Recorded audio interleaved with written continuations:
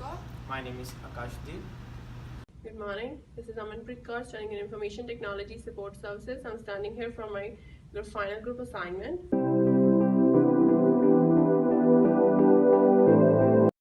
First, I use the anti-static mat to avoid the electric shocks, and then I have wearing this anti-static electric band or wristband, for which I can't get any kind of electric shock.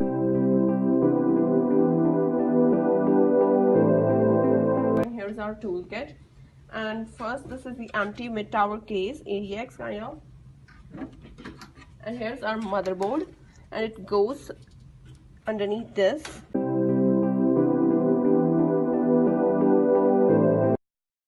And here our motherboard fits under, so it contains all the main parts. That is, this one is the RAM, that is the random access memory, which is volatile kind of memory, and here is the CPU fan, that is cooler. Underneath there is a processor, and here it is our expansion slots, that is PCI, and last this is the heat sink, which helps to cool down the processor and absorbs the heat. There are various factors or some symptoms that troubleshoot the motherboard, processor, or the RAM, and they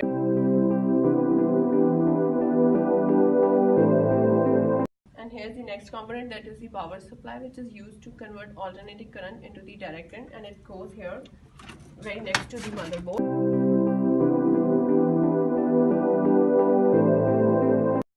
There are various steps or procedure to follow or find the source of this program, like troubleshooting of motherboard, processor, and RAM, like search the internet for the error message, run antivirus software to check for viruses, download and install any Windows update or patches, check for potential hardware using device manager. A memory module might be failing, use memory diagnostic tool to set test memory. If problem begin after a change or new uninstall device or application. And also check your use like system window to find out how much RAM is installed. Check BIOS setup to ensure proper setting BIOS basic input output system, and then disable any quick booting features in BIOS. Then look for errors reported during the boot process, and update all drives of motherboard components that are not working. And if one onboard port is not working, then verify the problem, go into the BIOS setup and check device manager, update motherboard drivers to use a look back plug, or disable the port in BIOS setup and install an expansion card.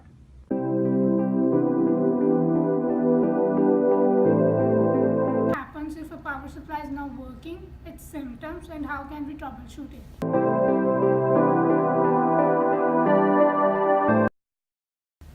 Power supply is a very essential component in any PC. It's the main source of power on which the PC works. So what happens if a power supply is not working? What are its symptoms? There are a number of symptoms, like computer appears to be dead. And sometimes computer locks up during the booting process. Yeah, it's beeping during booting.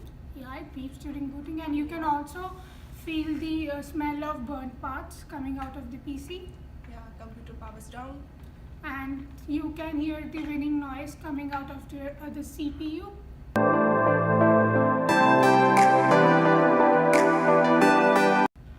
So these were like some of the symptoms from which you can know that your power supply is not working. Now, what you can do to troubleshoot it? Hardeep? Like every problem have a solutions. There are a number of solutions to overcome this problem.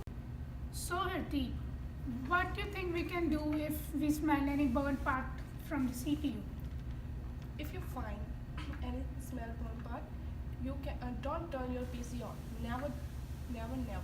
And you can change it and replace it. Okay. So what if we hear any ringing noise coming out of the CPU? What should we do? It is the same process like a burn. Don't turn your PC on, and you can also check your power supply with this Power supply test. And last but not the least, you should check all the power cord connections if they are plugged in properly. Yeah. There might be a reason that your computer is not working properly.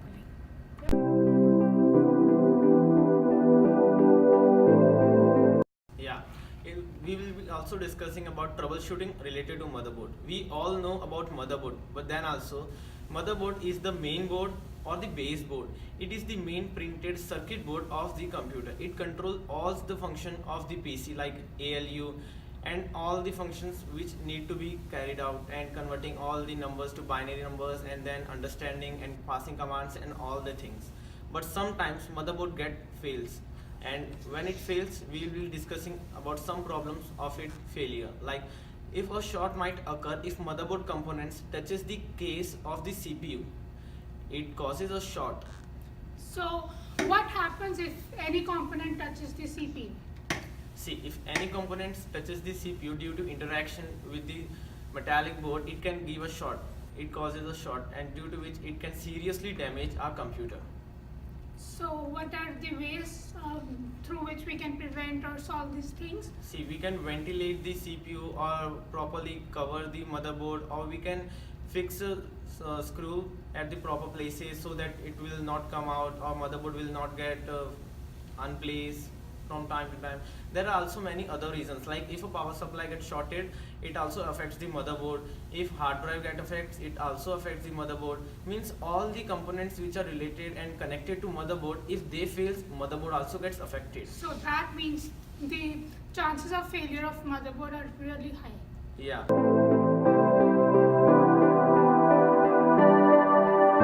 My friend told motherboard is a main part of PCs. This is very expensive, so please try to prevent it. Yeah, as we all know, prevention is better than cure. So prevent hurting the motherboard as much as possible. Yeah, so from now onwards, see and take care of your motherboard, even if not your mother, but it's our computer's mother. Okay, thank you.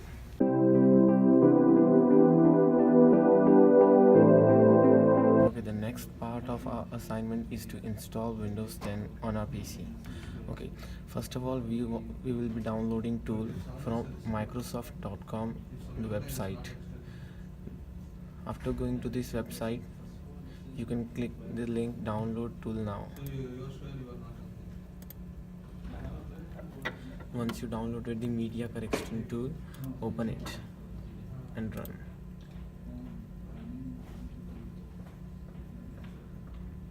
It will take a time. Okay, accepting the terms and conditions.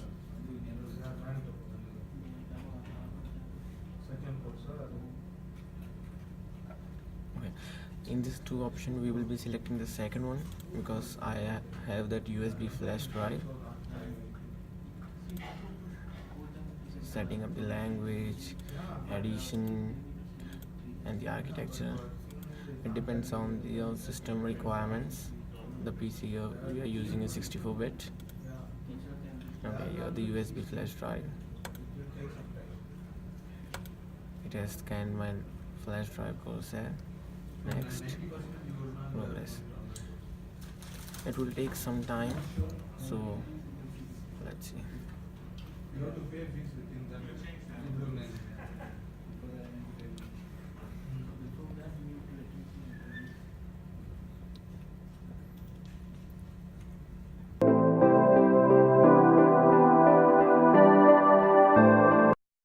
It's almost done.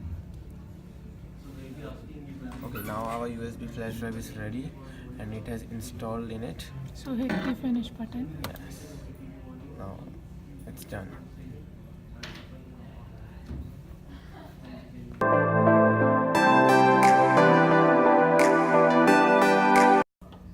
Okay, now we have shuttered down the PC, but we haven't removed our flash drive.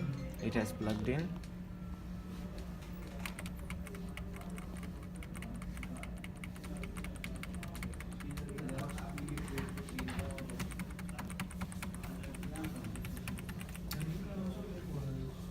Okay, now you can see the page has arrived, but for this we will be going on hitting escape button till this page arrives.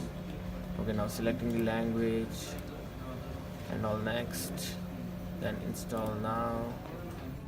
See, setup is started. Just to keep in mind that we should go on pressing escape button, otherwise it will not give a prompt screen.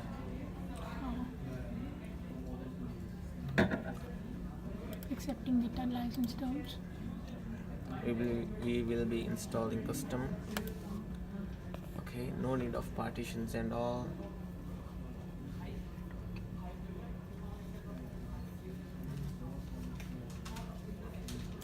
Okay, you can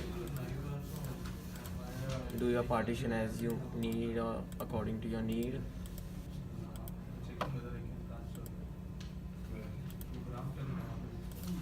See, for this we have to do some partitions.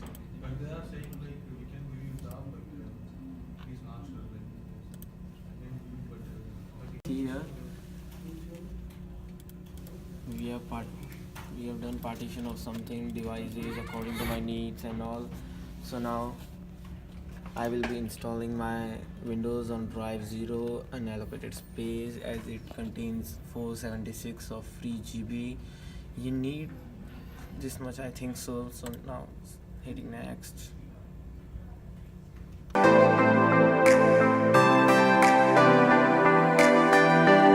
So now we have to answer some basic questions. Yes, it's asking our region. We can select Canada or United States, it's up to you. Let's see if there is Canada.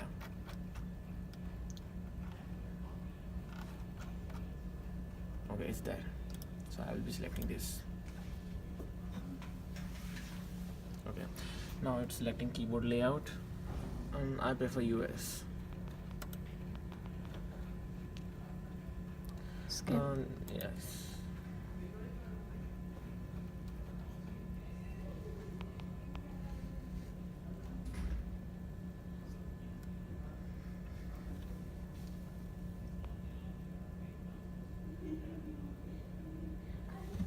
Okay, now he's asking a Microsoft account.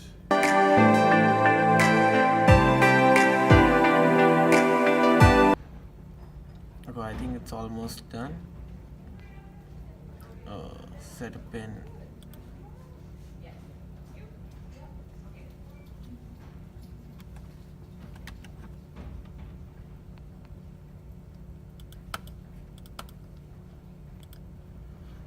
Okay, let's set a pin.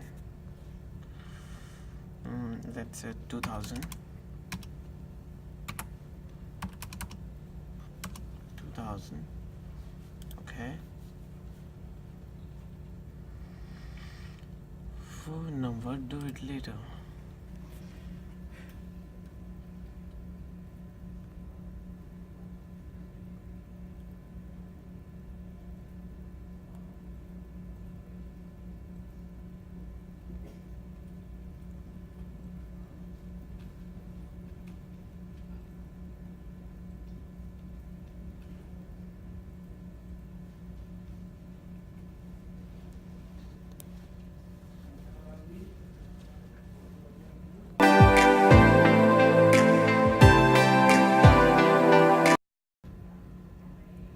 Okay, it's done.